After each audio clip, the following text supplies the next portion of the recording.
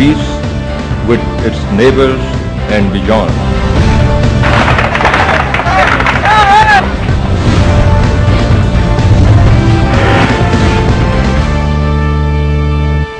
अस्सलाम वालेकुम। दिन भर की अहम तरीन खबरें, तबसरे उनके तज़ियात के साथ मैं हूं कामरान खान।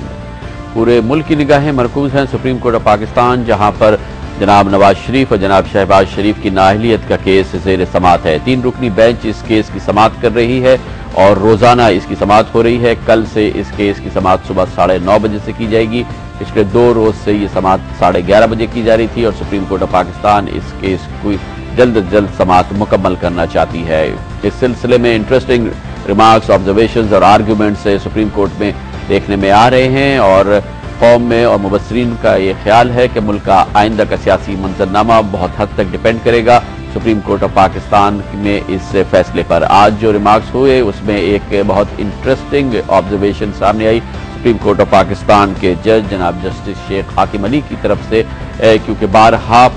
एक डोगर साहब जो आज अपने आर्गूमेंट्स दे रहे थे, उन्होंने कहा कि ऐसी बेंच तश्कील दी जाए जिसमें वो जज साहिबान हों जिन्होंने पीसीओ के तहत हल्फ नहीं उठाया। जस्टिस शेख हाकिम अली ने उनको याद दिलाया कि तमाम जज साहिबान ने, तमाम पार्लियामेंटेरियंस ने जो इस वक्त आला अदलिया में हैं, उन्होंने हल्फ उठाया आइन में, और आइन में वो शेख शामिल है यानी 270 AAA, जिसमें इमरजेंसी के बाद के इक़दामात को समोया गया है। इस तरह से तमाम जज साहिबान ने, तमाम पार्लियामेंटेरियन ने दरअसल पीसीओ के तहत हल्फ उठाया है। आज जो आर्ग्यूमेंट होते रहे और ये केस किस तरफ आगे बढ़ रहा है ये हम पहले पूछते हैं, और इसके लिए हम जाएंगे इस्लामाबाद, जहां हमारे साथ मौजूद हैं जी न्यूज़ के सीनियर कॉरेस्पॉन्डेंट अब्दुल क़य्यूम सिद्दीकी।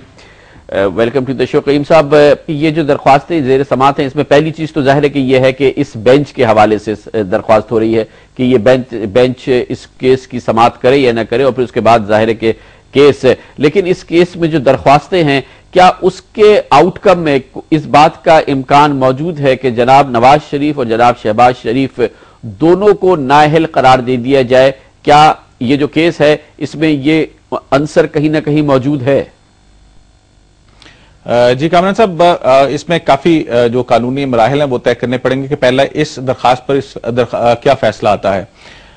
लेकिन उसके साथ ही जहां तक आपके सवाल का ताल्लुक है, उसमें अगर, क्योंकि लाहौर हाई कोर्ट के फैसले के खिलाफ फेडरेशन ने यहां पे अपील की है, और जो नवाज शरीफ और शहबाज शरीफ के जो तायद कुनिंदा और तजवीज कुनिंदा, उनका यह मौकफ है कि उनको भी इस मुकदमे के अंदर फरीके मुकदमा बनाया जाए, और उसके साथ साथ ही उन्होंने लाहौर हाई कोर्ट के ऑर्डर को भी चैलेंज किया है। तो इसमें अगर supreme court Lahore high court के फैसले को बरकरार रखती है और वफाक की अपील जो है और इनकी तजवीज कुनिंदा तायद कुनिंदा को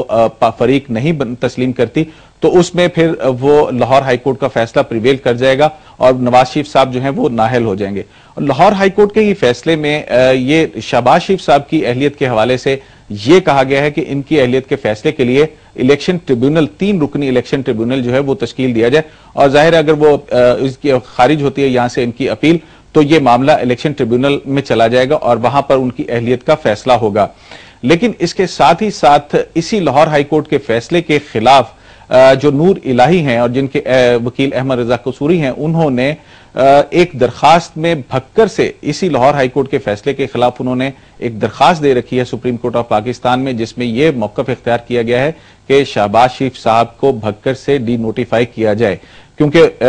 और अगर ऐसा होता है और उस दरखास्त को सुप्रीम कोर्ट कबूल करती है, तो इस तरह से शरीफ बरादरान दोनों नवाज शरीफ और शहबाज शरीफ को नाअहल करार दिया जा सकता है। बहुत बहुत शुक्रिया अब्दुल क़य्यूम सिद्दीकी हमारे साथ इस्लामाबाद से। इसी दौरान खबरें हैं कि माजूल चीफ जस्टिस इफ्तिखार मोहम्मद चौधरी लाहौर जा रहे हैं। 24 जनवरी को वो लाहौर में होंगे, जहां पर उनका पुरजोश इस्तकबाल किया जाएगा। पाकिस्तान मुस्लिम लीग नून के कायद जनाब नवाज शरीफ ने कहा है कि इस मौके पर अजीम शान इस्तकबाल किया जाएगा। जस्टिस इफ्तिखार मोहम्मद चौधरी का मुबस्सरीन कहते हैं कि एक बार फिर वो क्लास शो ऑफ स्ट्रेंथ करेंगे, और इसके लिए वो जा रहे हैं लाहौर, और लाहौर में इस मौके पर हुकूमत पाकिस्तान मुस्लिम लीग नून की, जो कि पुरजोश हिमायत कर रही है माजूल चीफ जस्टिस इफ्तिखार मोहम्मद चौधरी की चीफ जस्टिस ऑफ पाकिस्तान की हैसियत से बहाली की। आज इस सिलसिले में हुकूमती मौक़िफ़ सामने आया है और वज़ीर क़ानून जनाब फारूक एच नाइक ने इन खबरों की और इन इत्तलात को सही नहीं करार दिया है, बल्कि उसकी रद्द कर रहे हैं कि तमाम आला अदलिया के जजेस की अपॉइंटमेंट चार्टर ऑफ डेमोक्रेसी के तहत, जिसपे मोहतरमा बेनज़ीर भुट्टो और जनाब नवाज शरीफ ने दस्तखत किए थे, उसमें तयशुदा میکینزم کے تحت اعلیٰ عدلیہ کی ججز کی اپوائنٹمنٹ ہو، یعنی کہ ایک اوپن کمیشن ہو اور اس کے لیے باقاعدہ پارلیمنٹری اپروول ہو، اور پھر اس کے بعد اعلیٰ عدلیہ کی ججز کا اپوائنٹمنٹ ہو۔ محترمہ بے نظیر بھٹو، جناب نواز شریف نے سلسلے میں دستخط کیے ہیں۔ جناب فاروق نائک نے کہا ہے کہ وہ میثاق جمہوریت اب آئین کا حصہ نہیں ہے، اس لیے ججز کی اپوائنٹمنٹ ایسی ہی ہوگی جیسے کہ اب تک ہوتی رہی ہے۔ جناب فاروق نائک نے اس سلسلے میں کہا، آئین کے اندر جتنی بھی تبدیلیاں کرنی ہیں، چاہے وہ چیف الیکشن کمشنر کی اپوائنٹمنٹ ہو، چاہے وہ ججز کی اپوائنٹمنٹ ہو، ہم یہ چاہتے ہیں کہ اس کے مطابق ہو، مگر یہ ضروری ہے کہ جب تک کہ یہ اپوائنٹمنٹس قانون، یہ جو میثاق جمہوریت جو ہے آئین کا حصہ نہیں بنے گی، آئین سپریم رہے گا۔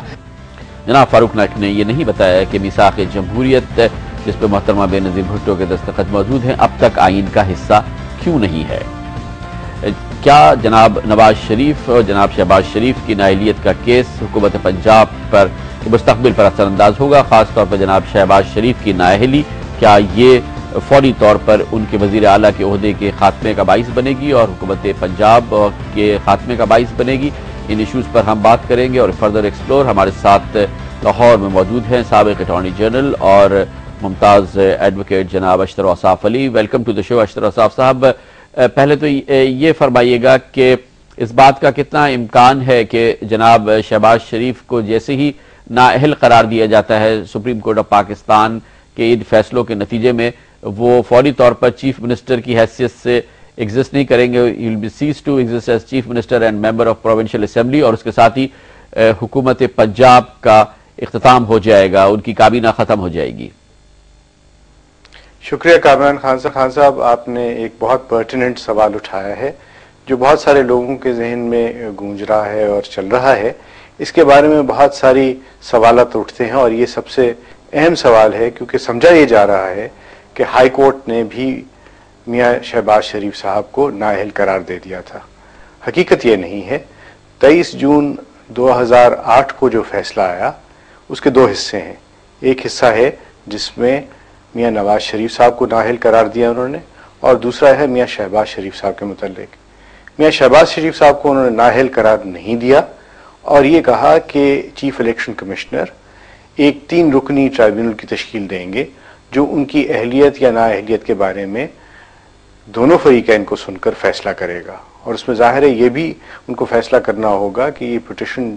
جو خرم شاہ نے دائر کی، خرم شاہ کی کیا حیثیت ہے، اس کو کیا اختیار ہے کہ وہ شہباز شریف صاحب کی اہلیت کے بارے میں کوئی بات کر سکے، کیونکہ نہ تو وہ امیدوار ہے نہ اس حلقے سے ووٹر جہاں سے اس نے عذرداری داخل کی ہے۔ سپریم کورٹ ان کو نااہل نہیں قرار دے سکتی، یہ کہہ سکتی ہے کہ ہائی کورٹ کا فیصلہ درست ہے یا غلط ہے۔ اگر وہ کہتے ہیں کہ ہائی کورٹ کا فیصلہ درست ہے تو پھر ٹرائیبیونل کی تشکیل ہوگی اور اس ٹرائیبیونل کے فیصلے کے بعد ہائی کورٹ کے اندر معاملہ جائے گا، اور ابھی فی الحال اور بلکہ مستقبل قریب میں بھی ان کی نااہلیت کا کوئی امکان نہیں ہے۔ اچھا اشتر اوصاف صاحب، جو درخواستیں اس وقت سپریم کورٹ کے سامنے ہیں اس میں ایک درخواست جس کو پلیٹ کر رہے ہیں جناب احمد رضا قصوری، اس میں یہ شامل ہے جس میں سپریم کورٹ سے استدعا کی گئی ہے کہ بھکر سے جو جناب شہباز شریف کے الیکشن کا نوٹیفیکیشن ہوا تھا اسے ڈی نوٹیفائی کیا جائے۔ مان لیجئے کہ اگر سپریم کورٹ آف پاکستان اس استدعا کو قبول کر لیتی ہے اور جناب شہباز شریف کو ڈی نوٹیفائی کرنے کا اعلان کرتی ہے تو پھر تو وہ نااہل ہو جائیں گے۔ دیکھیے کامران صاحب، جو پٹیشن دائر کی گئی اس میں پہلی بات تو یہ کہ وہ